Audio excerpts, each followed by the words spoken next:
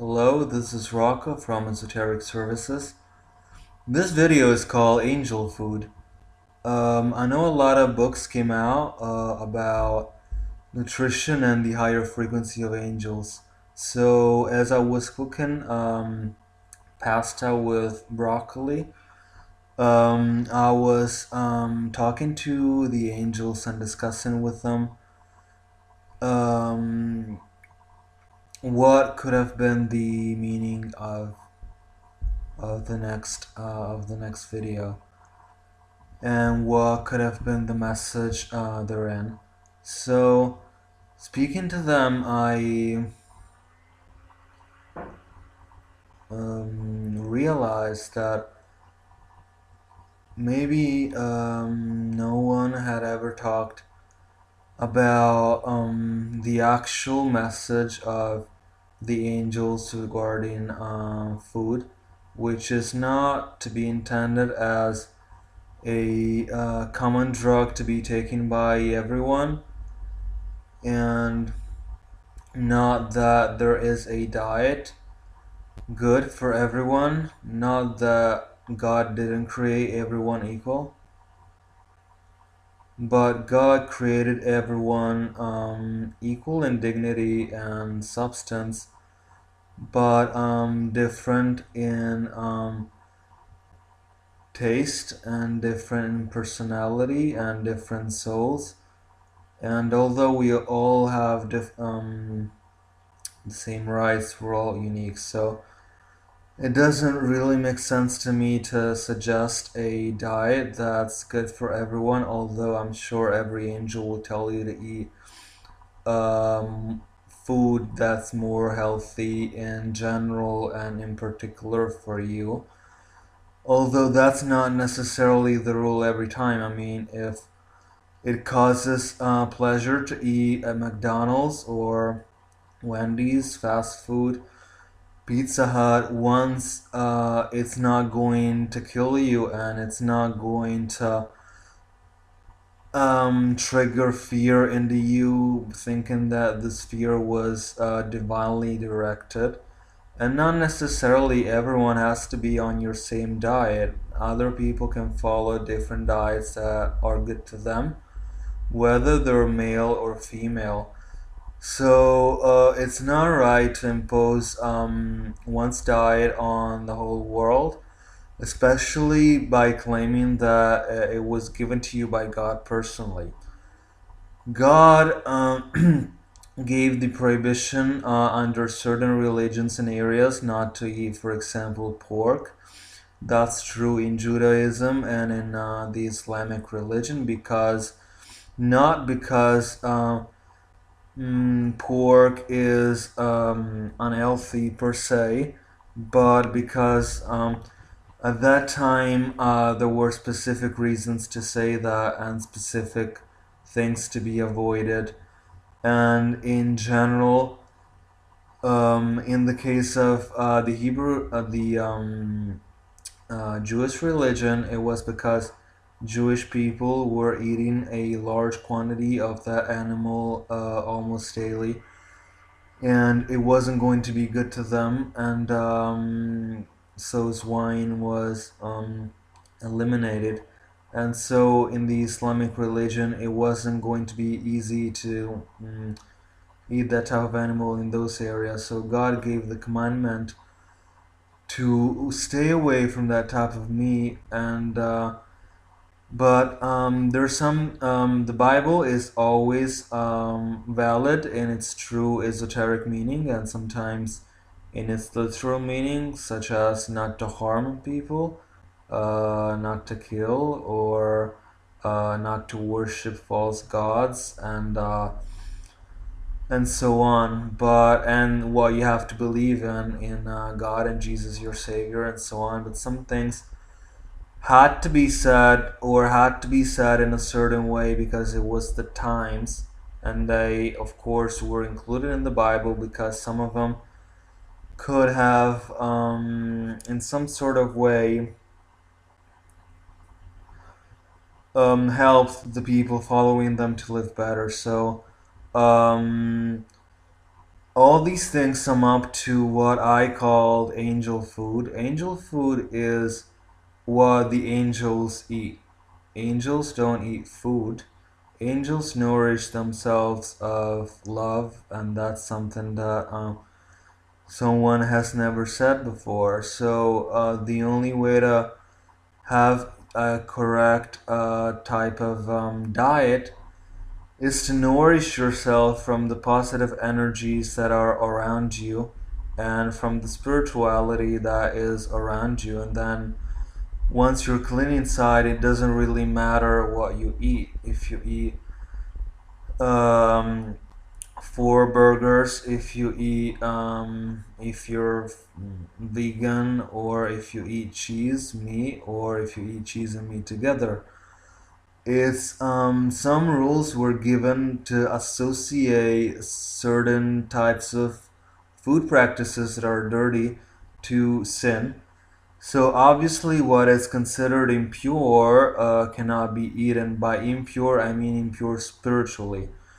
By impure spiritually, I mean food that was cursed, food that was not killed properly, food that is somehow polluted by the energies of the negative people around you that somehow could also be your family or your mother or someone looking your food in an evil way that creates a type of food that you wouldn't offer to Mother Mary or you wouldn't offer to God, and therefore you wouldn't offer to yourself. Always question if an angel would like that type of act before you perform it. So the only way to eat like the angels eat is really not to give attention to these things that are um, materialistic and they're not spiritual. So although it is important to include fruit and vegetables and exercise into your life, it's not. It doesn't have to turn into an obsession, nor does it have to turn into an excuse to be less spiritual. Like, I'm a vegan, so I'm already connected to God for that reason, and it doesn't matter what I eat because it's gonna be splendid. Because if you eat a tomato that, for example, you haven't washed your hands a few minutes before, by that you meant wash away the energies of a fight with your husband or something like that, and you haven't really approached your table with a clean smile, and you haven't been thankful to God, you haven't been thankful to the animal that sacrificed its life for you, and you haven't really follow Jesus when he said that it doesn't he said that he said, the Son of God, that it doesn't really matter what you eat as long as you basically eat it with a pure heart. It's the energy of the food and everything surrounding the food that matters. It's not so much the biological qualities that he was referring to, such as eat lean meat or eat, I don't know, mm, something particular that Dukan diet or he never mentioned these things. All these things could be the best thing for you, and you can talk to God directly, but there's not, as Peter Dodamo said, although I don't entirely believe in his blood type diet, but there isn't a diet that's good for every person, or for that matter, for every person having, in my opinion, that same blood type. That's because there's something deeper than like the Jewish religion or the Christian religion and all these so-called enlightened religions to teach. There's not a um, unholy way to eat. There is a form of metabolizing negativity and metabolizing positivity. When you metabolize only positivity, as angels do, not having free will the way we mean it.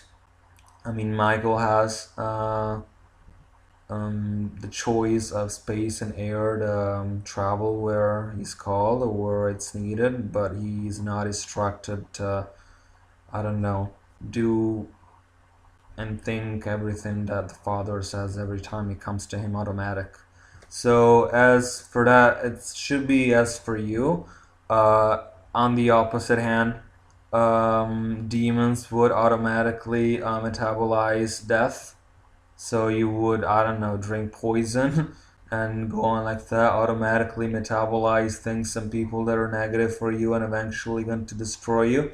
On the other hand, if you behave like Jesus, you automatically metabolize things spiritual, mental, and physical that are good for you. So first believe in God, then just follow your instinct. That is an order of life given to you by God. Instinct is not Satan. Satan does not arouse your instinct. He arouses your illusion.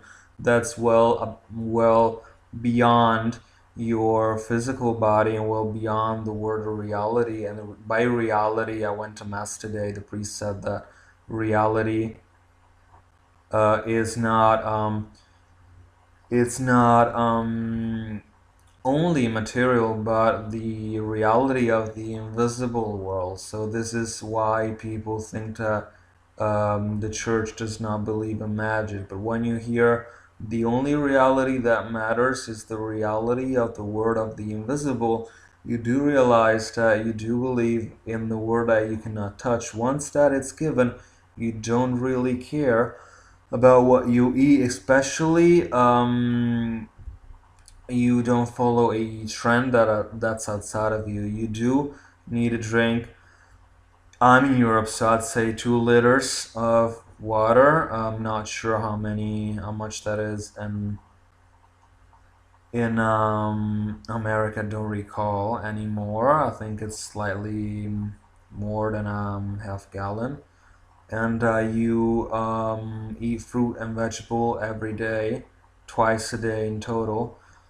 Overall, you could spend a day without eating fruit, or you could spend 4 days eating just meat. If that's what your body requires for some reason in that moment, if that's what God is giving you in that moment, if He's giving you just bread and water, fasting for 1 week, that's the best medicine, to fast and to renounce these things rather than adding them into some sort of perfect manner that is supposed to be healing for everyone.